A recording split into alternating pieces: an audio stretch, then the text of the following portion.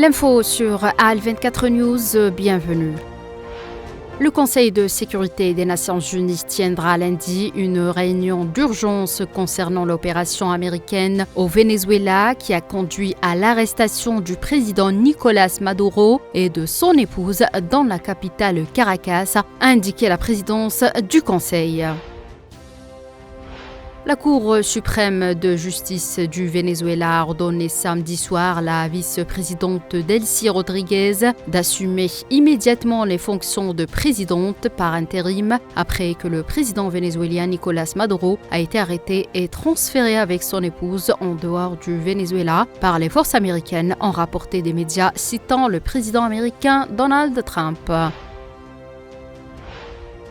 Les corps de 24 personnes, parmi lesquelles 11 mineurs et 6 étrangers, ont pu être identifiés après l'incendie meurtrier en Suisse d'un bar de Crans-Montana la nuit du Nouvel An qui a fait 40 morts et 119 blessés, a annoncé ce dimanche la police cantonale du Valais. La Chine a appelé ce dimanche les États-Unis à la libération immédiate du président vénézuélien Nicolás Maduro, incarcéré samedi à New York après avoir été arrêté lors d'une opération militaire dans la nuit de vendredi à samedi, selon l'AFP.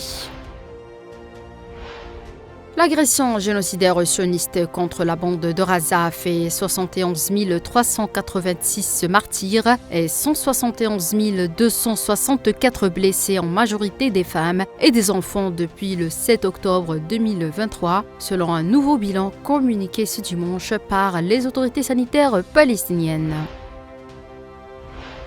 La Corée du Nord a dénoncé ce dimanche l'arrestation par les États-Unis du président vénézuélien Nicolás Maduro comme une grave atteinte à la souveraineté. Selon les médias de l'État, le ministère des Affaires étrangères condamne fermement l'acte d'hégémonie commis par les États-Unis au Venezuela, a déclaré un porte-parole du ministère dans un communiqué publié par l'agence officielle KCNA. C'est la fin de ce point de l'actualité internationale. Merci de l'avoir suivi.